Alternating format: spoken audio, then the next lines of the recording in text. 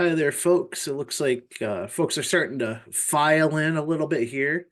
We'll give everybody about a minute or so to get settled in, and then we'll start the webinar at the top of the hour at 3 o'clock. Thank you.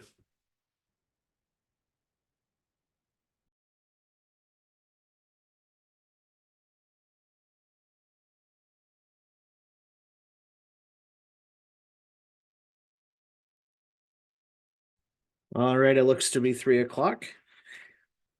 My name is Mike Willett with the Intertribal Council of Michigan, and welcome to our webinar series, Advancing Health Equity in Native Communities. This webinar aims to reach state and local health departments around the country to advance health equity and address social determinants of health along American Indian and Alaska Native communities. This webinar is titled Ensuring Your Message Lands, Reaching Tribal Communities with Multimodal Media Campaigns.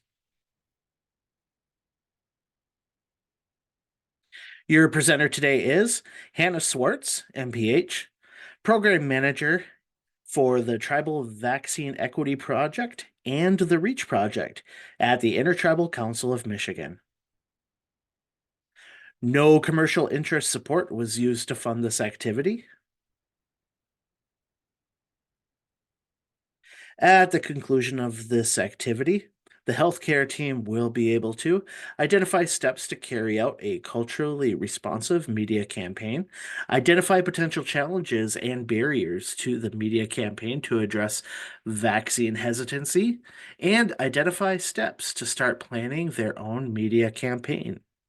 A post-webinar evaluation will be emailed within 24 hours after today's presentation.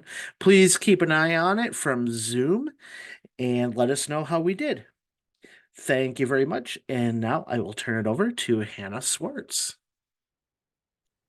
Hi, everyone. My name is Hannah Swartz, and thanks, Mike, for the introduction. I am a program manager at the Intertribal Council of Michigan, and I'm excited to have you all here today. It looks like we have a pretty good group. Um, Today is the second of our three-part webinar series that we are hosting. Like Mike said, it's called Advancing Health Equity for Native Communities. The webinar series has been made possible by funding from the National Network of Public Health Institutes and NPHI, really to support state and local health departments who receive the CDC OT 21-2103 grant.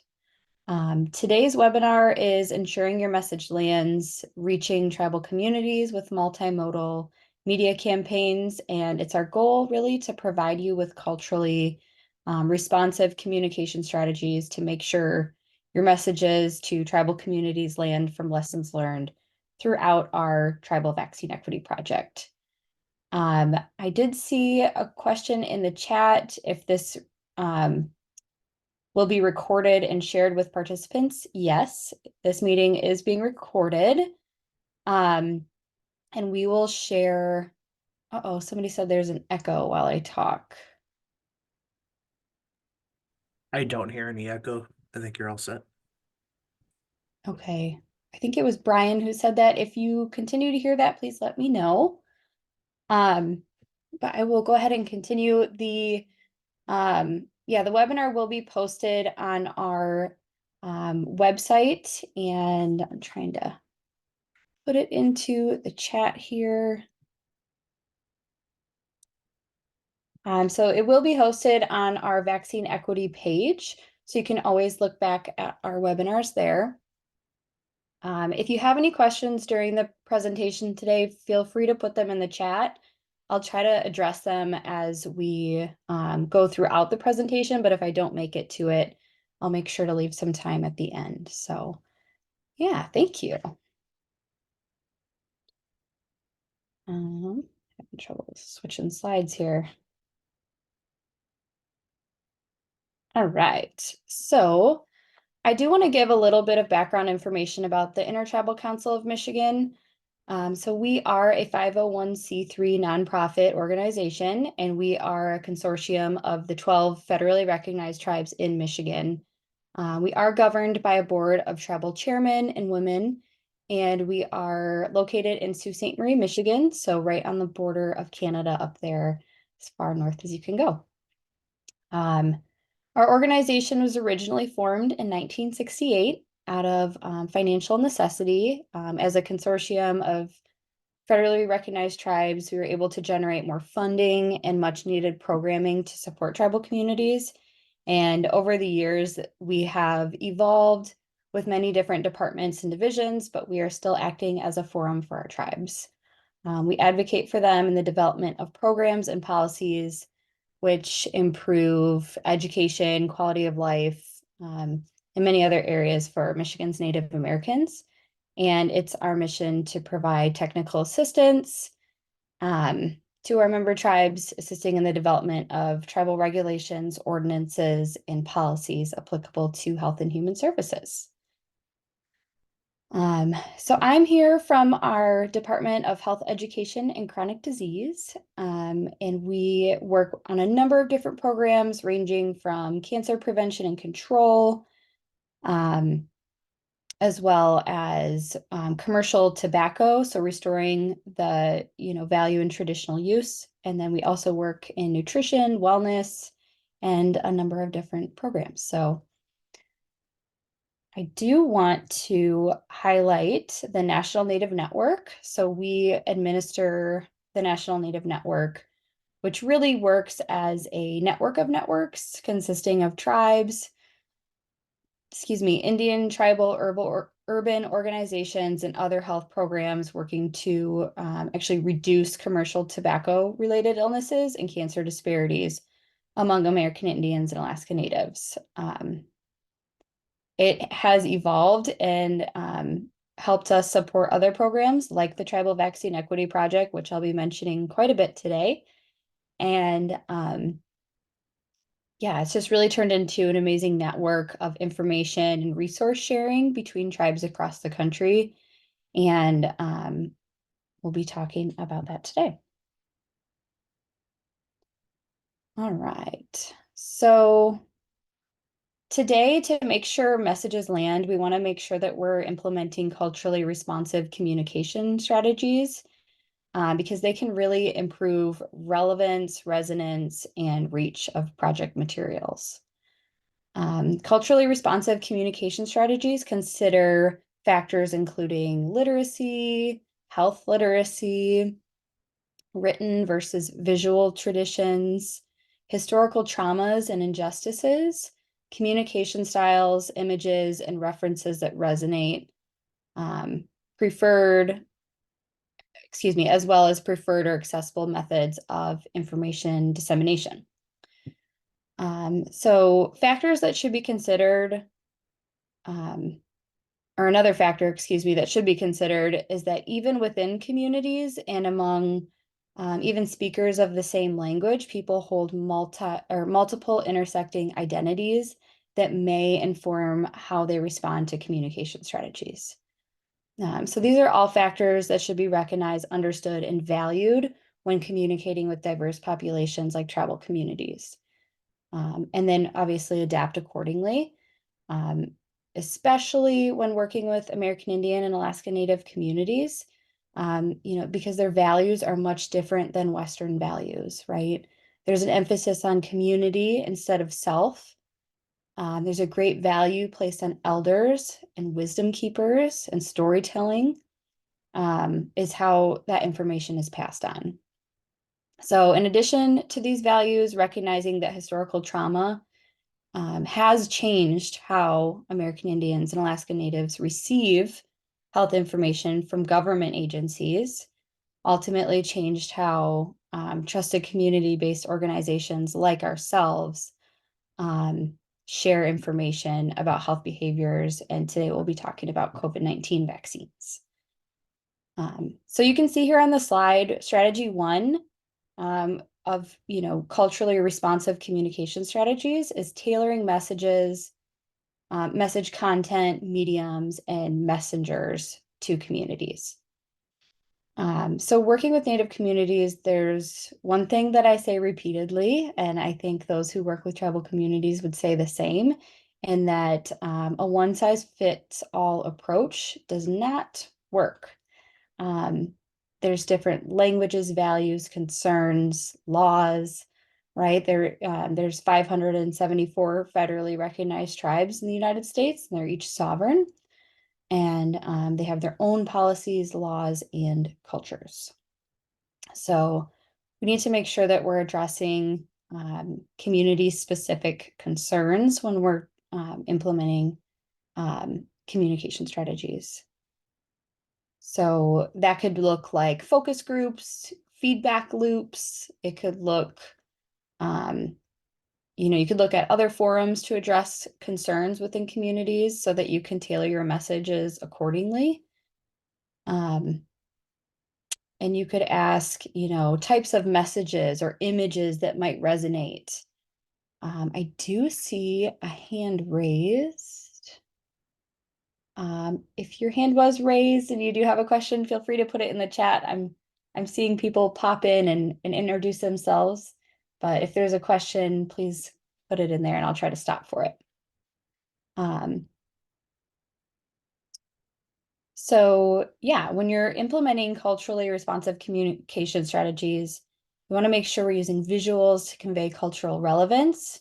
And like I said, that could be different for any community that you're working with, and you really need to have those conversations to understand what they are, and then consider that cultural context.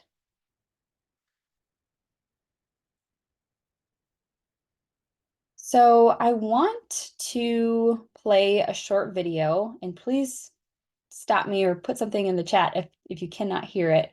But I want to play this video, and I want you to think about what you see in the video that's what you see, hear, feel that's culturally responsive, and go ahead and put that in the chat. So here's to the video working.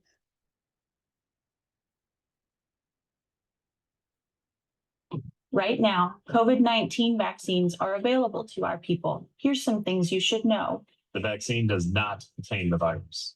You cannot get COVID from the shot. You don't need to pay for the vaccine. It's free. You may experience things like muscle aches, fever, or tiredness, but these are most likely signs that your body is building immunity to protect yourself from the virus. Miigwech for doing your part to protect our people and end this pandemic. Okay, so let's go back here. So if anybody who's interested or wants to participate, could you please put in the chat what you heard, felt, or saw that is culturally responsive in that video? I wish you could unmute, but we don't have that option. Okay, no cost, I'm seeing. Miigwech, local native providers, use of language. What else is culturally responsive? The speaker's t-shirt logo. Oh, now they're coming in.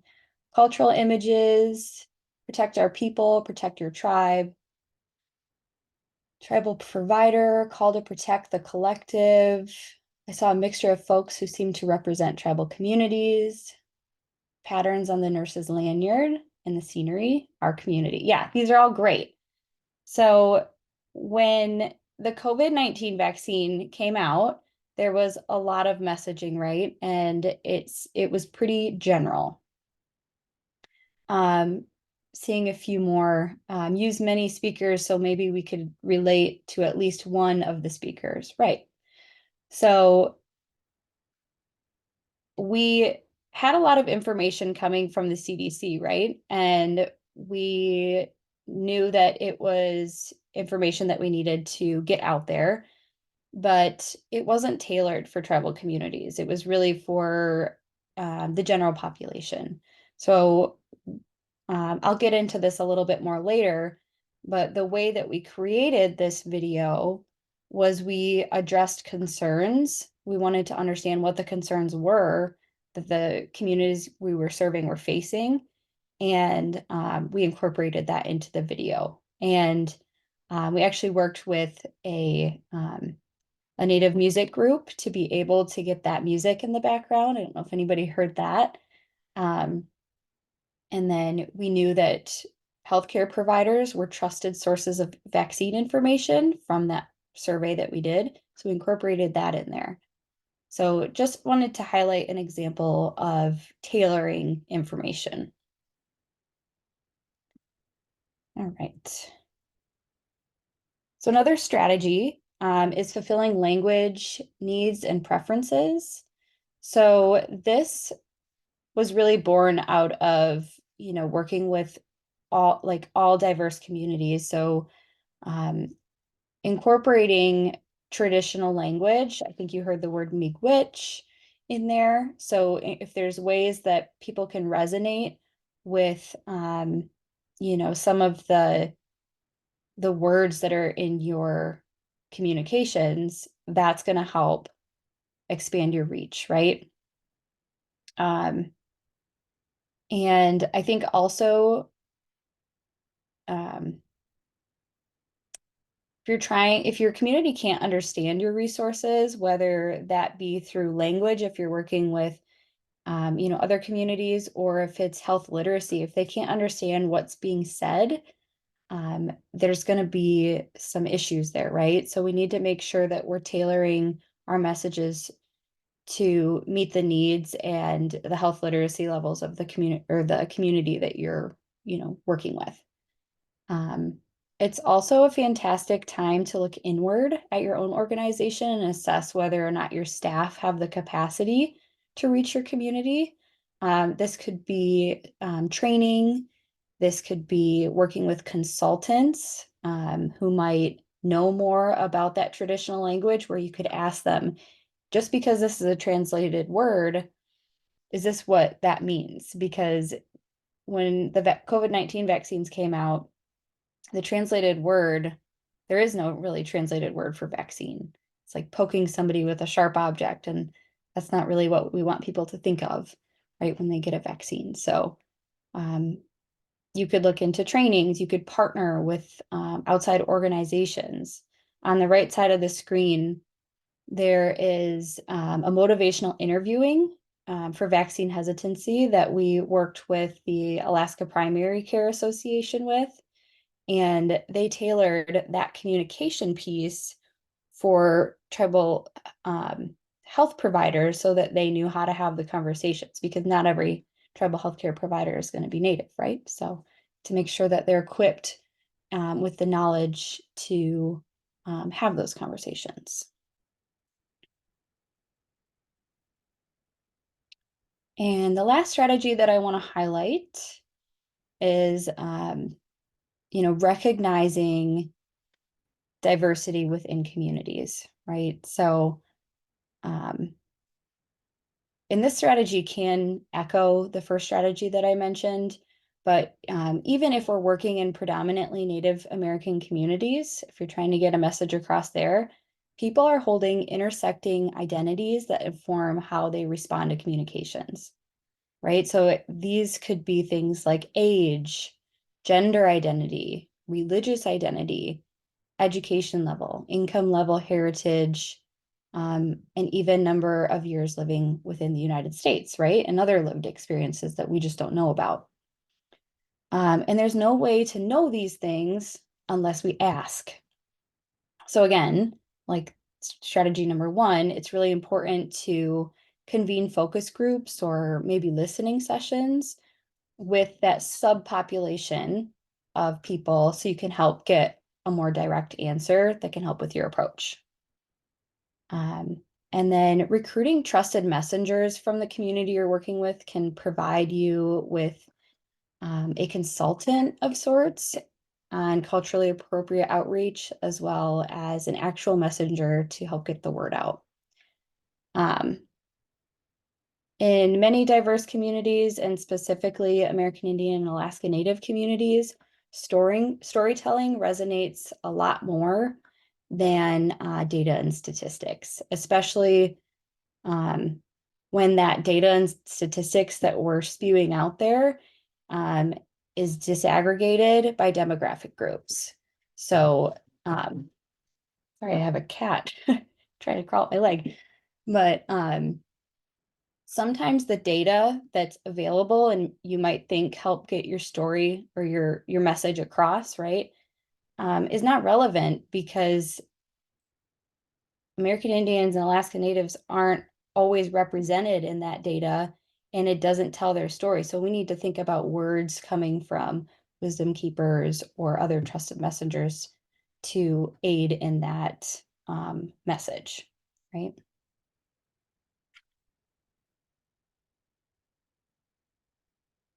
So I want to talk about our lessons learned and through the Vaccine Equity Project. Sorry, I'm getting caught up here.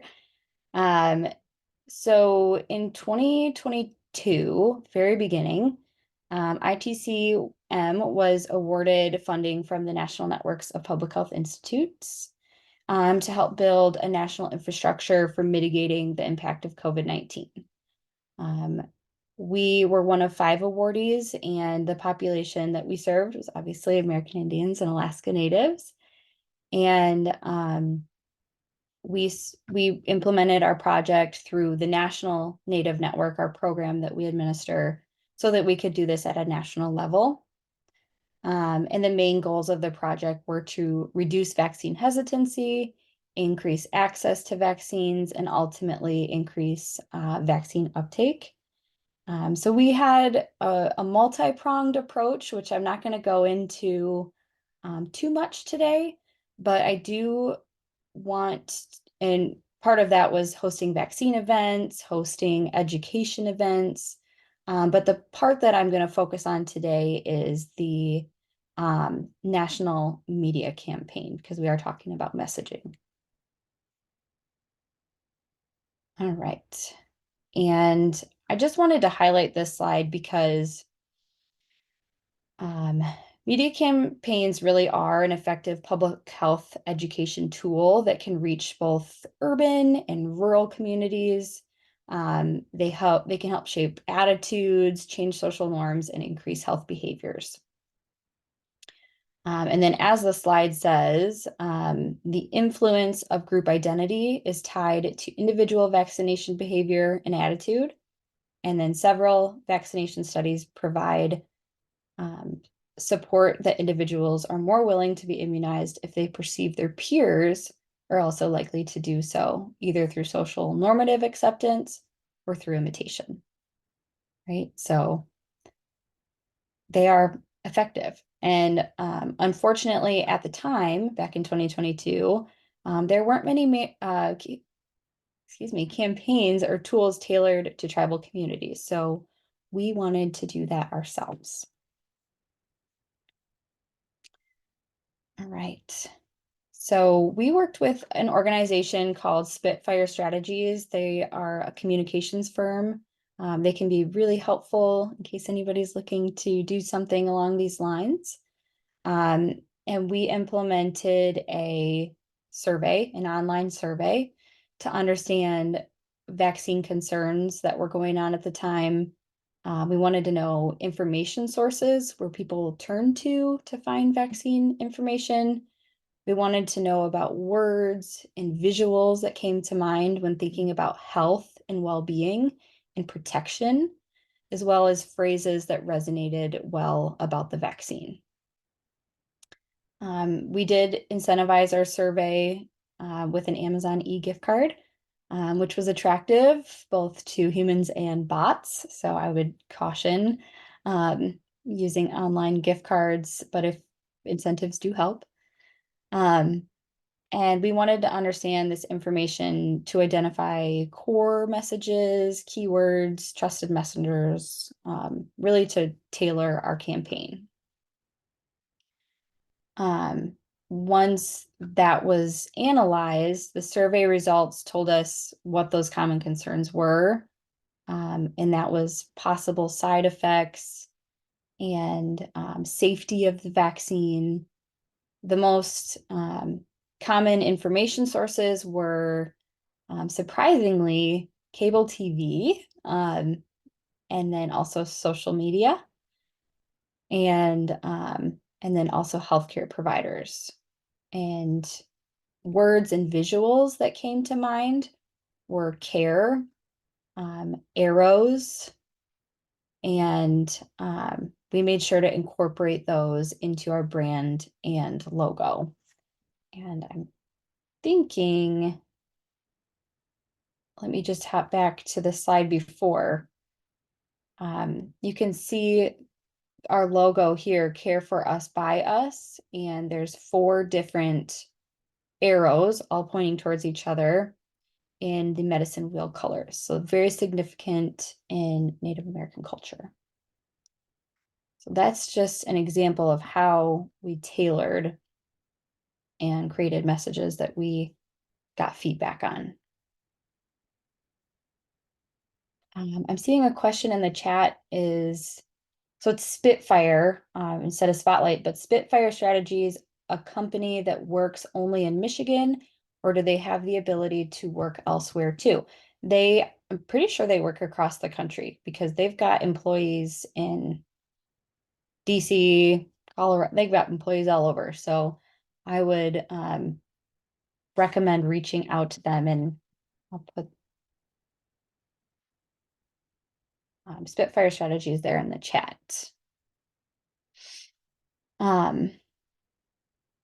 Yeah, so they can really help. If you don't have that experience or knowledge on your team, they can support you in whatever way that you need.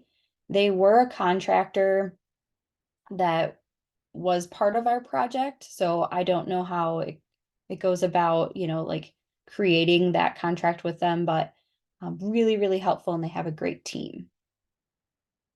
I got ahead of myself here, and I do want to tell you, when we were designing this media campaign, we looked at IHS and CDC to see where the lowest vaccine uptake areas were, and we targeted our online survey in those areas so we could get feedback from those areas of low vaccine uptake. And I think one important piece when we blasted that survey out on social media was that people who are vaccine hesitant probably aren't searching for, vaccine equity or hashtag vaccinated or hashtag, anything to do with vaccines. So when we put that survey out, we incorporated hashtags like native beadwork or, oh gosh, I'm forgetting some of the hashtags that we use, but they didn't have to deal with vaccines. It was more health and well-being. So people who are interested in being healthy can get information about the vaccine, right? So just think kind of shifting how you are tagging different pieces that are going out on social media. I'm seeing Robbie, did you put ad spend behind an ad for the survey, or how did you go about getting responses? So like I mentioned, we did incentivize it. We did $30 e-gift cards, which I do think was helpful, but we did have to kind of deal with the bot situation. In 2022, it was kind of easy to spot bots based on like their email address. I will say we've done it since then, and I don't know if they've gotten smarter or AI has come into play, but it's more difficult to deal with surveys because there's a lot of interest, but that did help with our response rate. And I think it was Facebook. You're able to say, like I want to spend $50 to boost this post, which had the survey in it. And you can boost it to different areas that you're looking to target. So I think it was zip codes we put in. And that was one way that we were able to get a better response rate that we did spend some money on. So I hope that answers your question.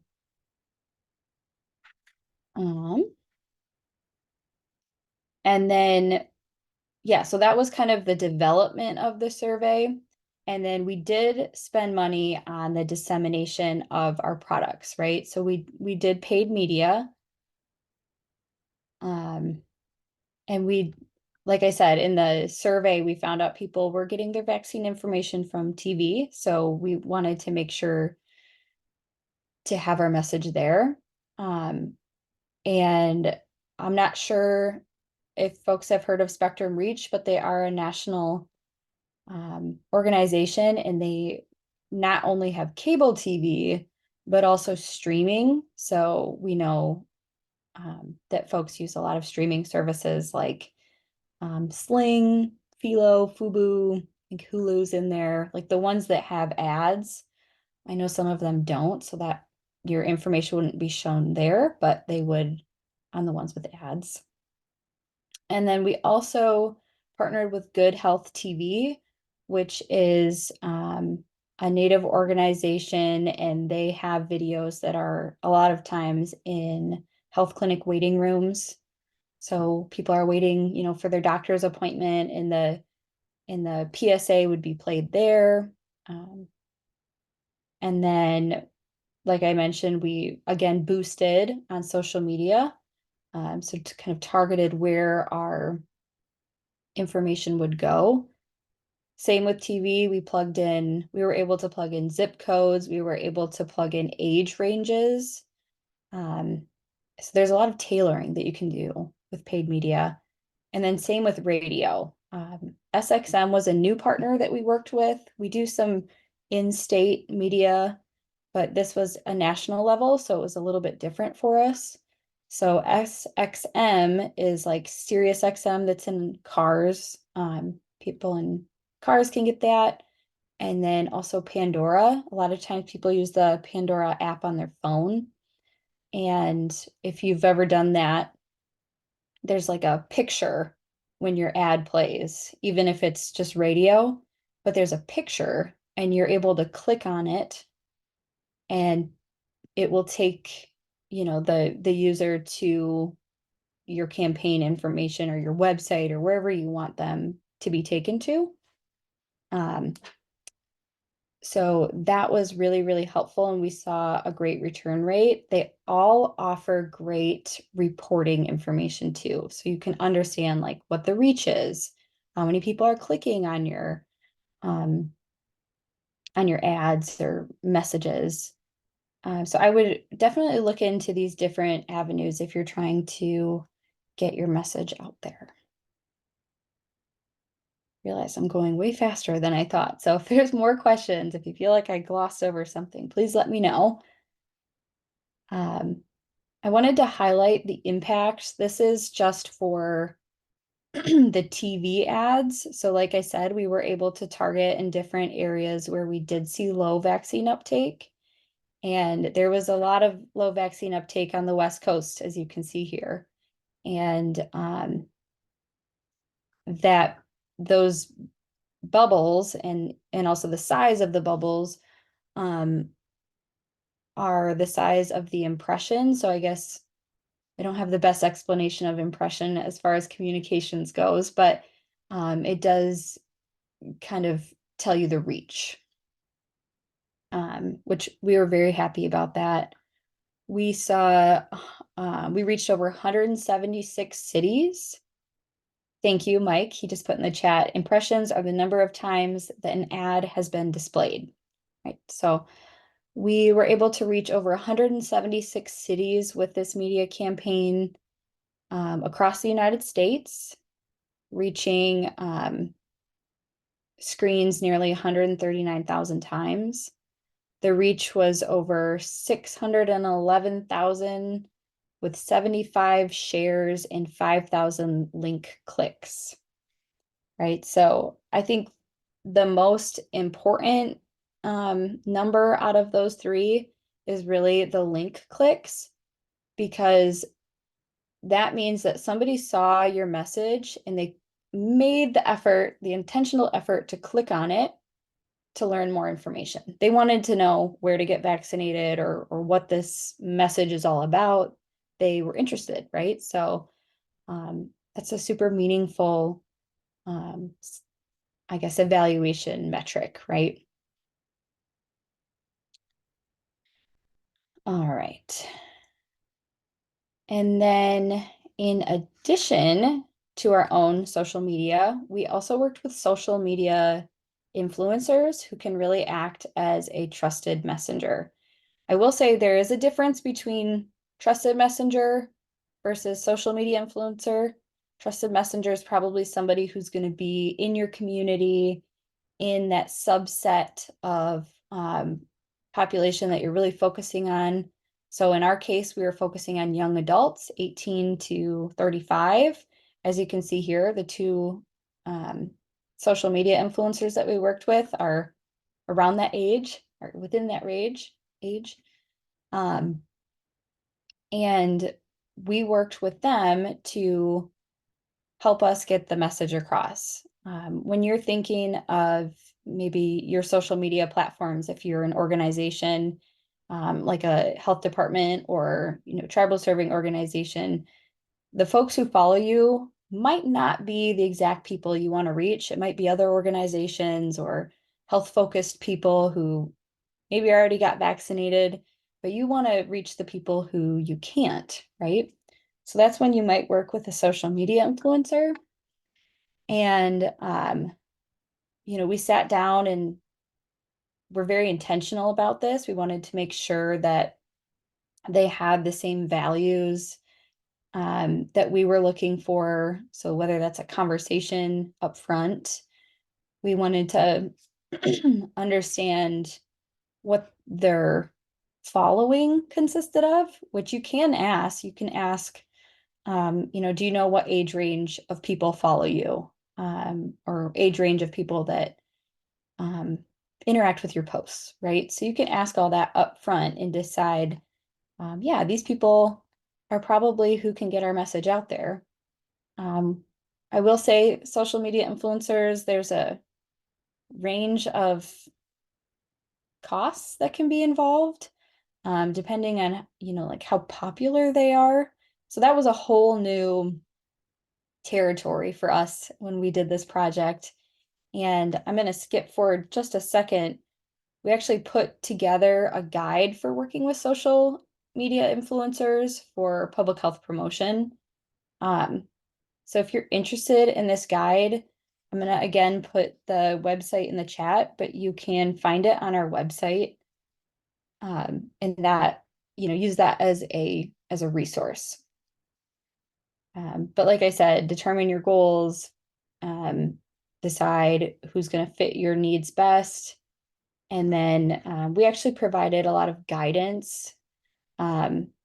So people like social media influencers because of the content that they create, right? But they might need some key points to hit.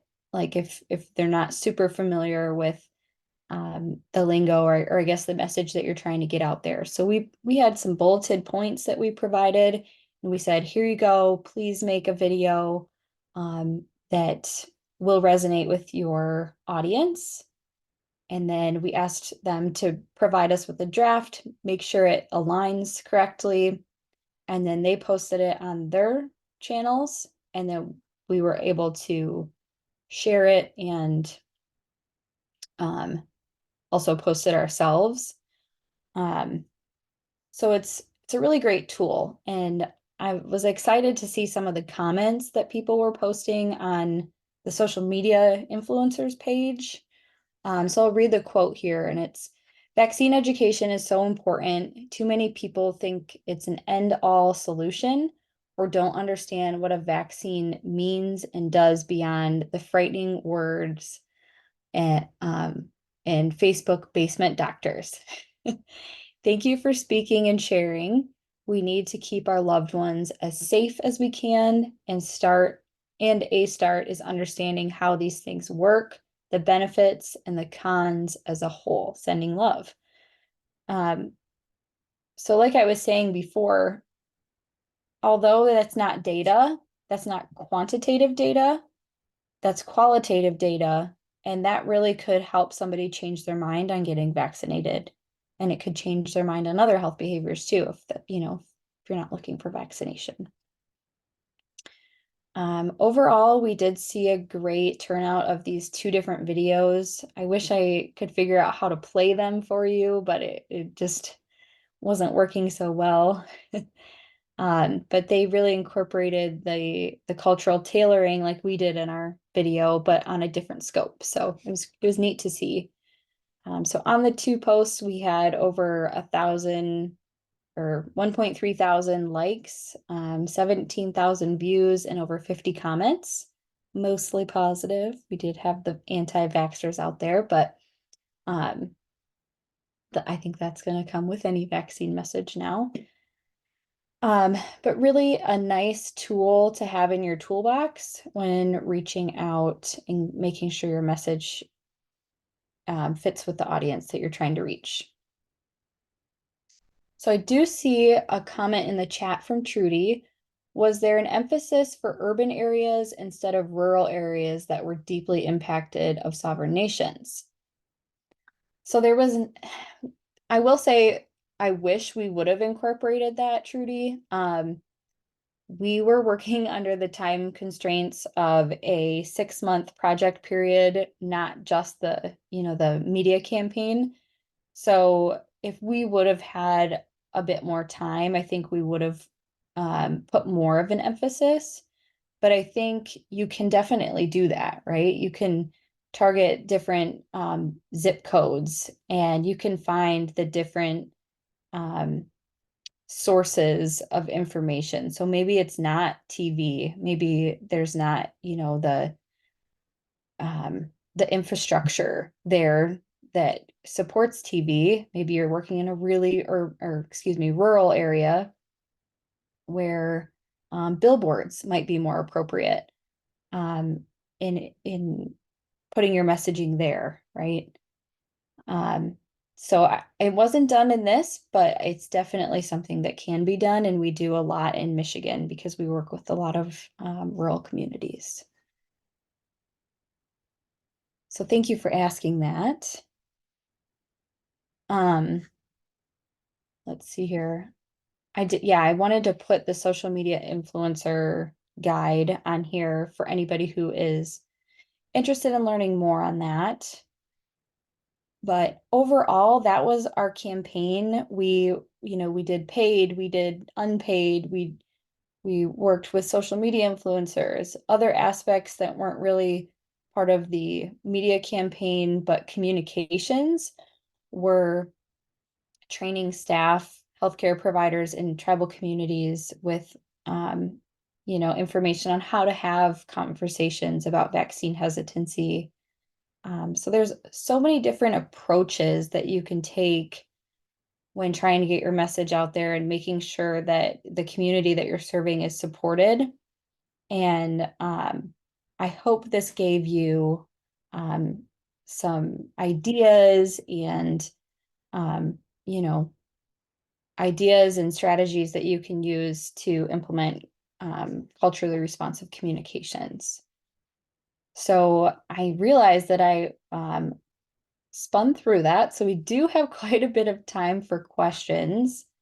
So is there any questions that I can answer for you? Anything that I could specify? I tried to answer throughout, but if there's any lingering questions, please feel free to put them in the chat. And as we do that, Mike, I don't know if you want to talk about the evaluation.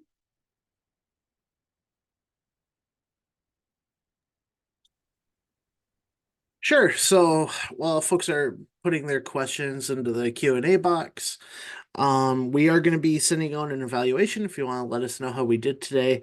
The evaluation will come from Zoom. I'll also try to send out a link tomorrow to everybody that participated as well. Also, as Hannah mentioned, we will have an archive of today's presentation, including the slide deck, video. We'll also have a podcast if you know of anybody that wants to listen to it while they're out on the road, if they're not listening to their Sirius XM in the car. And we'll go ahead and make sure that everything is all archived. Just visit our website at keepitsacred.org, click the resources tab and click the webinar archive tab, and the webinars will all be archived there. So it looks like that you've got a couple of questions coming in already, Hannah. I don't know if you want to read them off. Yeah. Or you want me to read them? Yep. Yeah, so I see a question from Sarah, and it says, what advice do you have for identifying and avoiding bots in online surveys? I will say we're still learning. Back when our initial survey was out there, the email addresses were like instead of .com or .org were .ru, just things that we really didn't see before. I don't know if there's a great way of confirming that they were bots, but that was definitely something that we saw that we weren't familiar with and had a little bit of skepticism.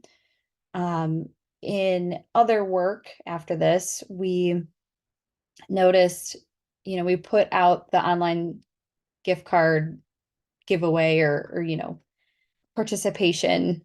And we noticed that we got a bunch of the same message from different people, like the exact same message. So I would be cautious if you're getting an influx of the same exact message from folks, maybe in an email. Other than that, I don't have a great answer for you, Sarah, but I would definitely be cautious and put like the CAPTCHA or whatever where it asks you to type out the letters and numbers that you see. That's a good way to do that. But if anybody else has suggestions, you should put those in the chat. I'm interested. And then I see another one on here.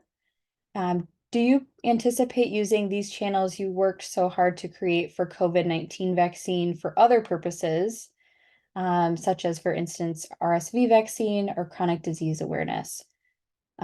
Yeah, so as COVID has kind of evolved over the years, right? And we know that other vaccines were put on the back burner, so we're seeing that um, we do need to increase vaccinations in other areas. We can take these lessons learned and implement them. And actually, what we did with our campaign, it used to be Care for Us by Us, Tribes United to Fight COVID-19. Now we kind of shifted it to Care for Us by Us, the Tribal Vaccine Equity Project. So we have the opportunity to advocate for other vaccines, right? So we would definitely do some of the same background surveying to make sure that we have the right messages for those kind of vaccines. So thanks for asking that, Bindu. Robbie, would you have tips or possibly a template of your survey questions you like to ask to help inform your campaigns? Yes. We don't actually have that on our website, but the NNPHI, let me see if I can find it for you, but NNPHI has been working on creating a guide for CBOs, and they have all of our tools that we used. So that should be, we're kind of finalizing that. That should be coming out before July. And we will make sure to put that on our vaccine equity website that I put in the chat before. So I don't have it now, but it will be in the future. And I can see if maybe we can add that to our website beforehand. So soon. And I see another question in here. Is the social media influencer toolkit the only one you have for campaigns, or is there more on your website? So great question. I think what I'm going to do, since we have a little bit of time, is bring up our website so you can see it.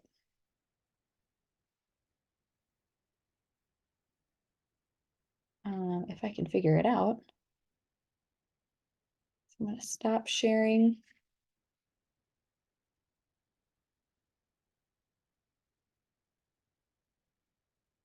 I'm going to share our website. I hope you all can see it. We have our tribal vaccine equity project. It is a little bit of, it's a little clunky. You might have to search through here, but we have adapted resources where we took information from the CDC and adapted it so it has that representation for tribal communities. These are all downloadable and you can use them. There's also, if you print one, there's QR codes. So if you want to share them with other people, they can find them there. We've got, a vaccine chart. We have information for healthcare providers. So I really like this one talking about vaccines in tribal communities. So maybe this is a resource that you can hand out to healthcare providers who work in the tribal communities. Talking about respecting traditional communication in Native communities. These are all great pieces. Here is that guide to working with influencers for public health promotion. We also have ready to go posts. These are for COVID-19. We don't have any for other vaccines as of now, but you can, these are on Canva if you've ever worked with it, and you can put in, your information of where you can get vaccinated. We have the caption all ready to go for you. So that is a resource. We have a social media toolkit as well as our PSA, which we are really proud of. And I'm going to see if we can play this right now. Actually, no, I won't. But this is a PSA that was created out of this project. So all resources that can be utilized. I'm trying to keep up with the chat here. Yeah, absolutely. We love to share any resources. So up at the top is really the resources that we created, and then we have additional resources that can help you with vaccines. There's past webinars that we've hosted. There's trainings, online free trainings about communicating about vaccines. So we really hope this to be a resource hub for you and something that you can use to reach tribal communities. So I'm not seeing any more questions in the chat. I think I answered the one in the Q&A from Sarah.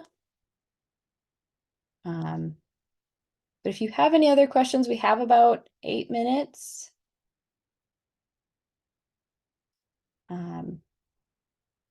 So yeah, and I don't think I put my email in here.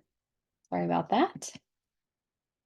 But if you do have any questions, my email is in the chat now, and you can feel free to reach out to me. I think it's also on the website, so you can find it there. And I really appreciate you coming to our session today. Our last and final session of the series is going to be on May 1st at 3 p.m. Eastern. Feel free to get registered for that. I don't have the registration link, but it does come out from our National Native Network. Our National Native Network listserv. If you haven't subscribed to that, make sure to do so. It's at our website, keepitsacred.itcmi.org. So you can get signed up there. All right. Mike, if you want to close us out, any other details? Thank you again, everybody. As Hannah mentioned, if you visit keepitsacred.org, you can go on the homepage there and you'll see an area where you can sign up for our e-newsletter. And you can go ahead and sign up and you'll be notified of upcoming webinars and other events that we've got going on. Also, again, keep your eye out via email. Again, as we will be sending out evaluation, just, to let us know how we did on the presentation today. And otherwise, let your friends know that under the resources tab, you'll see the webinar archive tab, and that's where the webinar for today will be posted. We'll have the video from today's presentation along with the slide deck and any other additional resources as well. So with that, thank you very much. We will sign off for the moment, and we'll let you guys have about 6 minutes left of your hour here. Thank you very much and enjoy your day. Thank you.